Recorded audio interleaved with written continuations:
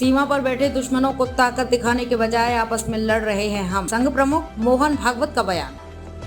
राष्ट्रीय स्वयंसेवक संघ के प्रमुख मोहन भागवत ने गुरुवार को कहा कि देश की सीमाओं पर दुश्मनों को अपनी ताकत दिखाने के बजाय हम आपस में लड़ रहे हैं। वो आरएसएस कैडरों के लिए अधिकारी प्रशिक्षण शिविर के विदाई समारोह को संबोधित कर रहे थे।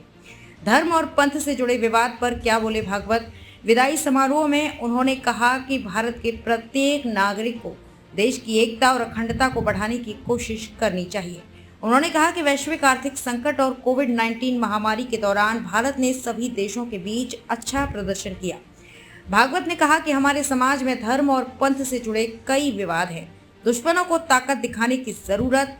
भागवत मोहन भागवत ने कहा, हम सीमा पर बैठे दुश्मनों को अपनी ताकत नहीं दिखा रहे हैं, लेकिन हम आपस में लड़ रहे हैं। हम भूल रहे हैं कि हम एक देश हैं। सभी को भारत की एकता और अखंडता बढ़ाने के लिए प्रयास करना चाहिए और अगर कोई कमी है तो हम सभी को उन पर काम करना चाहिए।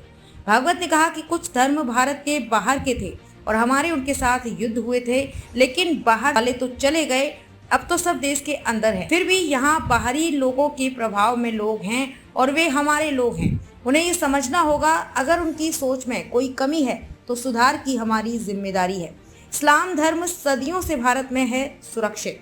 आरएसएस प्रमुख उन्होंने इस्लाम धर्म पर राजनीति कर रहे लोगों को कहा कि बाहरी लोग चले गए, लेकिन इस्लाम सदियों से यहाँ सुरक्षित है। आरएसएस प्रमुख ने कहा, कुछ लोग इस धारणा का समर्थन करते हैं कि इतिहास काल में भारत में कोई जातिगत भेदभाव नहीं था, लेकिन ये स्वीकार करना होगा कि हमारे देश में जाति व्यवस्था के कारण अन्याय हुआ है। संघ प्रमुख ने कहा, हम अपने पूर्वजों का गौरव लेकर चलते हैं तो हमें उनकी गलतियों को भी सुधारना होगा।